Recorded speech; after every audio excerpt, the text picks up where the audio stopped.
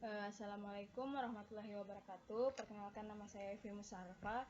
Jadi saya di sini akan mempresentasikan usulan proposal saya pada mata kuliah metodologi pendidikan yang berjudul efektivitas pembelajaran e-learning atau daring pada saat pandemi COVID-19 di SD Impres 680 Teko. Pada PowerPoint ini terbagi menjadi 3 bagian, yaitu bab 1, bab 2, dan bab 3. Bab 1 terdiri dari latar belakang, rumusan masalah, tujuan penelitian, dan manfaat penelitian. Selanjutnya pada bab 2 itu tinjauan pustaka, terdapat kajian teori, kerangka pikir, dan hipotesis. Selanjutnya pada bab 3 metode penelitian, yaitu jenis penelitian, waktu dan tempat penelitian, desain penelitian, populasi dan sampel, definisi operasional prosedur penelitian, teknik pengumpulan data, instrumen penelitian, dan pemeriksaan keabsahan data. Bab 1, pendahuluan latar belakang. Jadi, adapun harapannya siswa dapat dengan pembelajaran e-learning dan learning atau daring ini, siswa diharapkan dapat menemukan suasana belajar yang berbeda dari pembelajaran dengan sistem tatap muka. Jadi pembelajaran e-learning atau daring ini yaitu pembelajaran yang dilakukan menggunakan komputer atau handphone dengan jaringan internet. Sedangkan pada kenyataannya sistem pembelajaran daring ini dinilai sulit bagi siswa. Terlebih lagi keadaan sosial ekonomi setiap siswa berbeda. Seperti yang kita ketahui, SD Impres 680 Lateko ini berada di salah satu kecamatan yaitu Kecamatan Awampone, berada sekitar 23 km dari pusat kota Watampone. Di sana jaringan kurang memadai dan perekonomian siswa terbilang menengah ke bawah, yaitu hanya dari 14 siswa di dalam kelas 4 di SD Impres 680 Teko, hanya 7 orang yang selalu berpartisipasi di dalam pembelajaran daring yang dilakukan oleh guru wali kelasnya menggunakan aplikasi pengirim pesan, yaitu WhatsApp.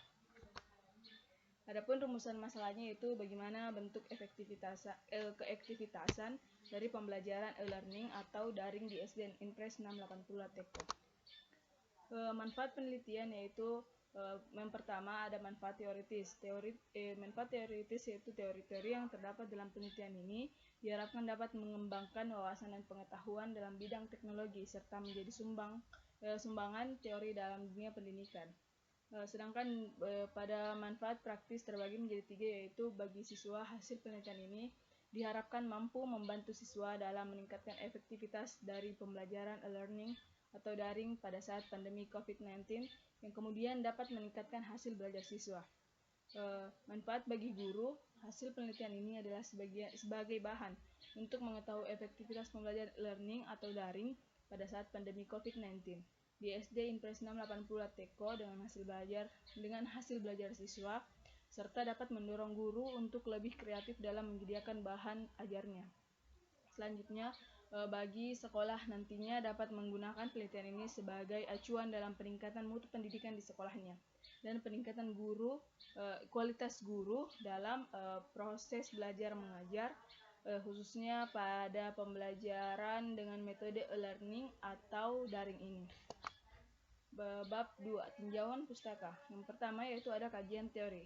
Pendalaman pengetahuan tentang kajian teori di sini yaitu pendalaman pengetahuan tentang apa itu pembelajaran dengan sistem e-learning atau daring dan bagaimana pelaksanaan sistem pembelajaran e-learning atau daring teruntuk pada masa pandemi COVID-19 yang dimana siswa diharuskan untuk melakukan pembelajaran dari rumah atau dengan istilah study from home.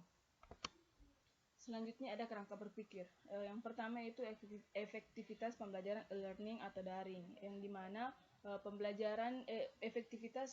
hasil dari efektivitas pembelajaran e-learning ini berpengaruh terhadap 2, yaitu aspek siswa maupun aspek guru. Jadi ketika kedua-duanya kedua-dua aspek ini berperan, maka dapat menghasilkan peningkatan hasil belajar dari metode pembelajaran menggunakan sistem learning atau daring.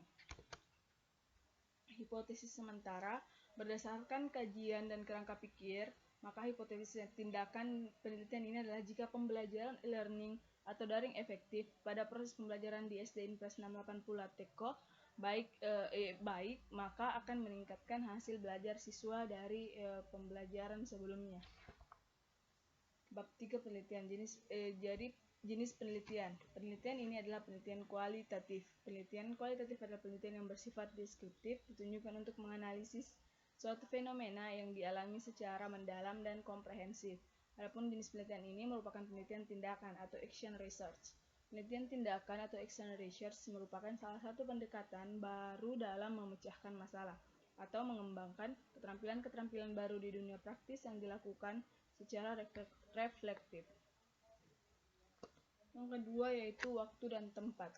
Penelitian yang berjudul efektivitas penerapan e-learning atau daring pada saat pandemi COVID-19 di SD Impres 680 Lateco. Penelitian ini akan dilaksanakan dari bulan Mei 2020 sampai bulan Juni 2020. Dasar penelitian dilakukan tempat penelitian dilakukan di Sekolah Dasar SD Impres 680 Lateco, Kecamatan Awangpone, Kabupaten Bone. Desain untuk memperoleh data yang representatif dalam digunakan desain penelitian fenomenologi, yaitu sebuah desain yang berusaha memahami arti peristiwa dan kaitan-kaitannya orang-orang yang berada dalam situasi tersebut. Selanjutnya dalam populasi dan sampel, yaitu populasi dan sampel pada penelitian ini yaitu guru, wali kelas dan siswa kelas 4 di SD Impres 680 Lateco.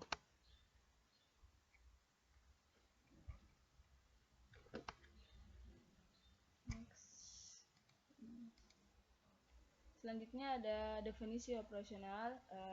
Demi untuk menyatukan pemahaman tentang definisi-definisi yang ada di dalam penelitian ini, yaitu lesson study adalah suatu kegiatan kolaboratif yang dengan prinsip yang dengan dilakukan oleh para guru dengan mengkaji pembelajaran dalam melaksanakan dan mengevaluasi pembelajaran. Selanjutnya ada profesionalisme adalah pengakuan formal terhadap kualifikasi, dan guru profesional adalah guru yang memiliki kualifikasi dan sesuai dengan dipersyaratkan untuk melakukan tugas pendidikan dan pembelajaran. Selanjutnya ada prosedur penelitian. Di dalam menurut Sugiono pada tahun 2007 terdapat 3 tahap utama dalam penelitian kualitatif. Yang pertama yaitu tahap deskripsi atau tahap orientasi, tahap reduksi atau tahap reseleksi.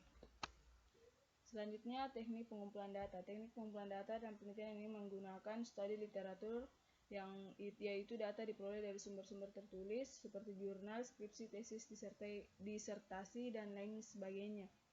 Dan teori penelitian, teknik pengumpulan data bersifat triangulasi menggunakan berbagai teknik pengumpulan data secara random. Adapun teknik pengumpulan data bila dilihat dari segi cara yaitu menggunakan teknik wawancara dan observasi.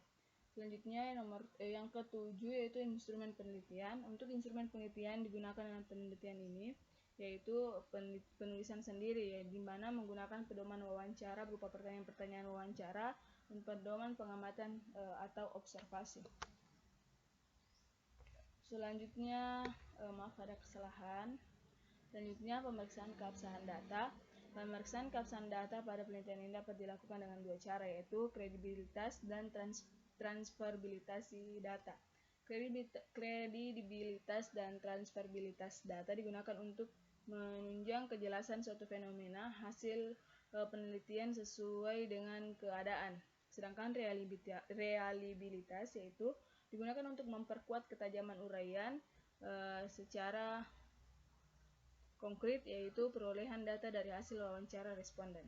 Selanjutnya ada teknik analisis data. Ada 4 langkah utama dalam menganalisis data yang digunakan dalam penelitian ini. Yang pertama yaitu pengumpulan data, reduksi data, penyajian data, dan penarikan kesimpulan. Ya, itulah tadi pemaparan tentang